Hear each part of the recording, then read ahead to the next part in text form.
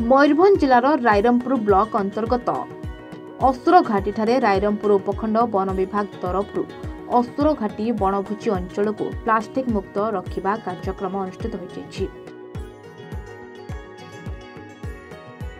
कार्यक्रम में मुख्य अतिथि भाव रायरमपुर डीएफओ शिवप्रसाद रथ समेत सभापति ज्योतिरंजन सेनापति मुख्य वक्ता परिवेशविद ललित महांत सम्मानित अतिथि एसए प्रभाकर मल्लिक उपस्थित थे।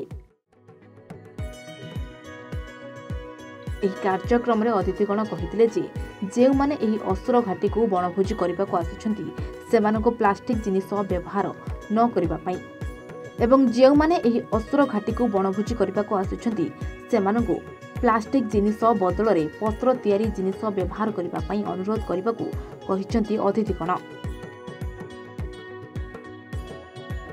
आउरी अतिथिगण कहते प्लास्टिक जिनिस शीघ्र माटी मिसे नहीं जहाँफल विभिन्न प्रकार रोग होगा सहित परिवेश को नष्ट करें। पत्र तैयारी जिनिस व्यवहार कले सेगुड़िक शीघ्र माटी मिसी जाए एवं परिवेश कौन क्षति पहुंचाई न थाए। तेबे एही कार्यक्रम में स्कूल छात्र छात्री ग्रामवासी एवं वनाधिकारी माने उपस्थित थिबा बेले वनपाल काशीनाथ हांसदा मंच परिचालन करथिले।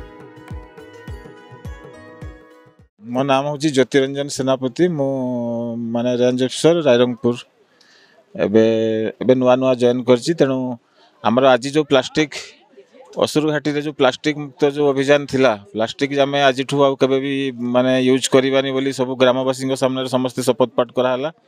सब ग्रामवासी विषय प्लास्टिक कौन सब खराब गुण ता विषय सब लोक मानक बुझाला। तापरे बाकी आमर एठी जो VSS अच्छी हिका साई जो VSS लोक नहीं कि आम आगु को कौन कौन सब डेवलपमेंट काम भी हम आम ता विषय डिस्कसन कराहब। तेणु भविष्य को जमती आमर असुर घाटी जलप्रपात जमी डेवलपमेंट काम हम एवं बहुत मात्रा पर्यटक आसवे। तेणु ता उपरे आमे माने गुरुत्व दबा।